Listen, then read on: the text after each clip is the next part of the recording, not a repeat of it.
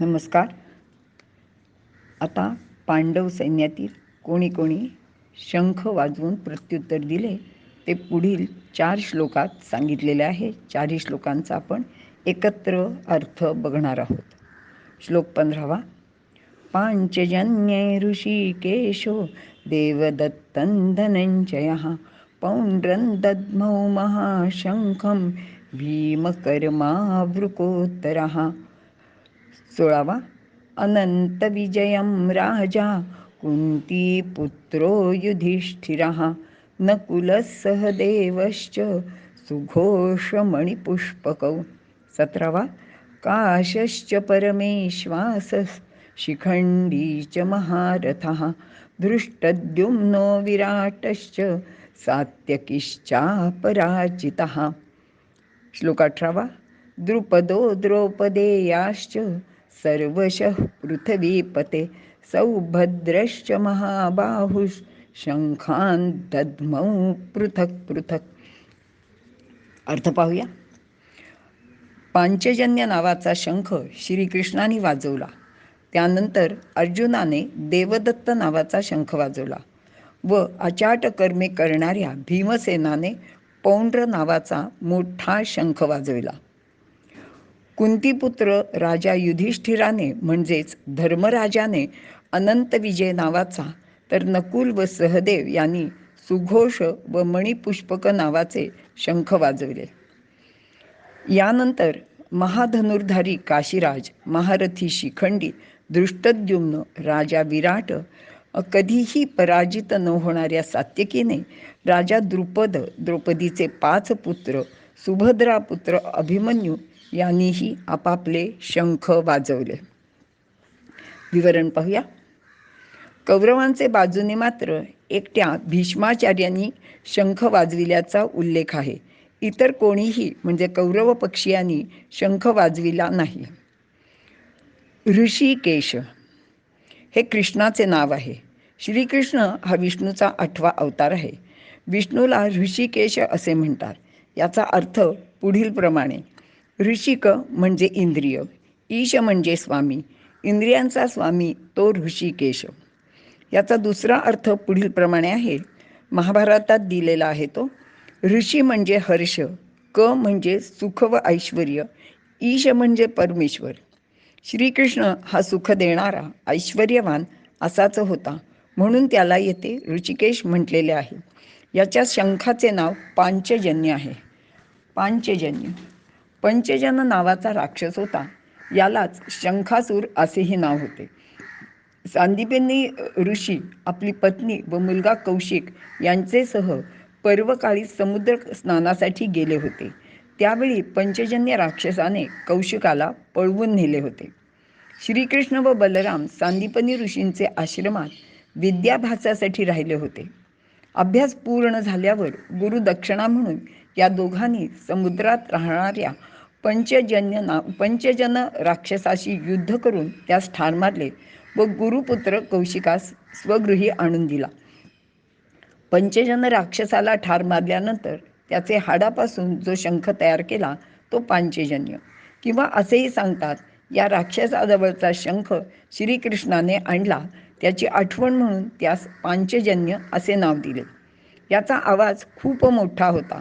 श्रीकृष्णाने पांडव युद्धाला तयार आहेत असे सूचित करण्यासाठी व भीष्माचार्यांचे शंखनादाला प्रत्युत्तर देण्यासाठी हा शंख वाजवला.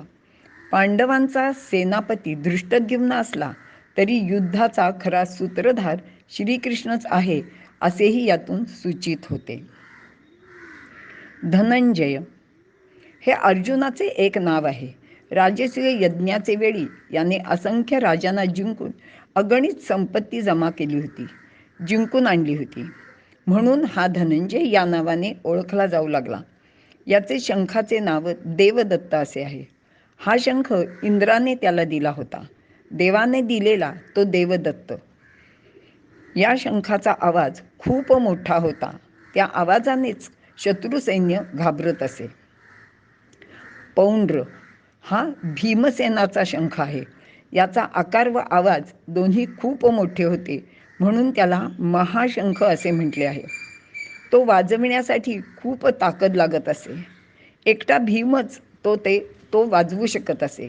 भीमाला येथे भीमकर्मा व वृकोदर असे म्हटले आहे. भीमकर्मा म्हणजे महाभयंकर पराक्रमी. याचे जवळ अचाट शक्ती व धाडस होते. याने बकासूर, हिडिंब, जटासूर इत्यादी राक्षसांना ठार मारले होते. तर कीचक, जरासंध यासारख्या महापराक्रमी व बलवानांना ठार केले होते. त्याने कीचकाचे हात तोडून कणिक तिंबतात त्याप्रमाणे त्याला मारून मारून ठार केले. तर जरासंधाला उभे फाडून त्याचे 2 तुकडे केले होते. याच्या अशा भयंकर कृत्यामुळेच त्याला भीमकर्मा हे नाव दिले आहे. याने दुर्योधनाची मांडी फोडण्याची व दुःशासनाचे रक्त पिण्याची प्रतिज्ञा भर सभेत केली होती.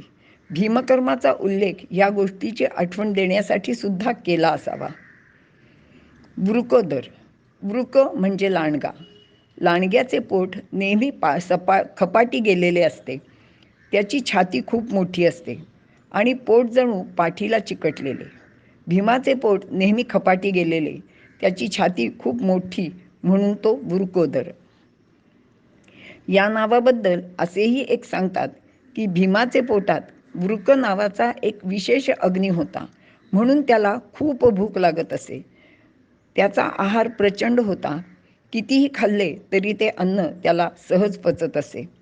बकासुरासाठी नेलेले गाडाभर अन्न याने एकट्याने फस्त केले होते.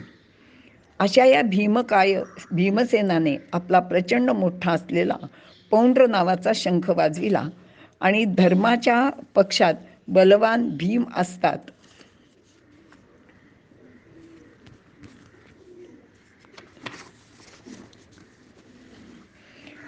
यानंतर अनंत विजय नावाचा शंख राजा युधिष्ठिराने वाजविला. त्याचा उल्लेख कुंतीपुत्र असा केला आहे.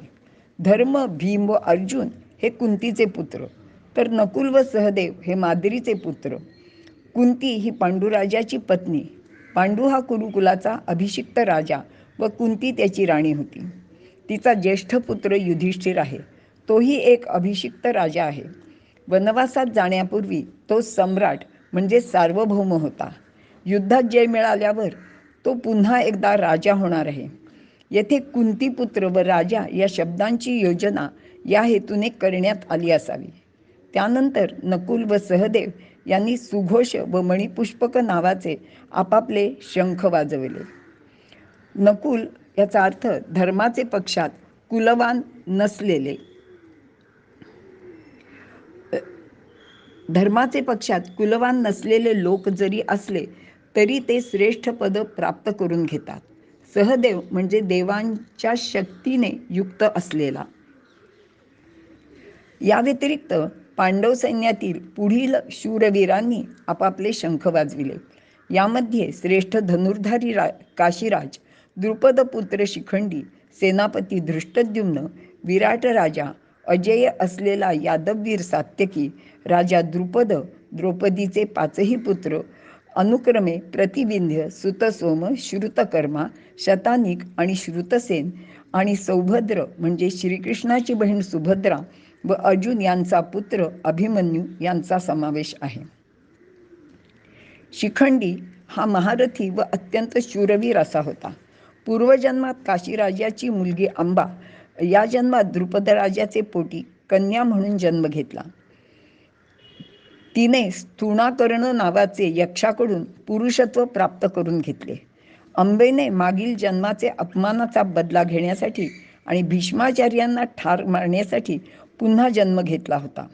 भीष्माचार्यांना हे सर्व ठाऊक होते. ते शिखंडीला स्त्रीच समजत असल्याने त्याचेवर शस्त्र न टाकण्याचा त्यांचा निश्चय होता. युद्धामध्ये याच शिखंडीला पुढे करून अर्जुनाने भीष्माचार्यांवर बाण सोडले व त्यांना घायाळ केले व सैन्यातून ते बाजूला झाले.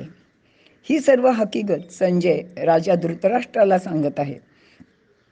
त्याने श्रीकृष्ण 5 पांडव व पांडवांचे महारथी वीरांनी शंख वाजविल्याचे सांगितले, पण कौरव सैन्यात मात्र एकट्या सेनापतीने म्हणजे भीष्माचार्यांनी शंख वाजवला, इतर कोणी शंख वाजविले नाहीत.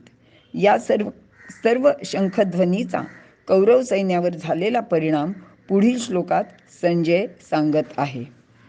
इथे थांबूया. पुढच्या श्लोकाचा विचार पुढे करूया. धन्यवाद.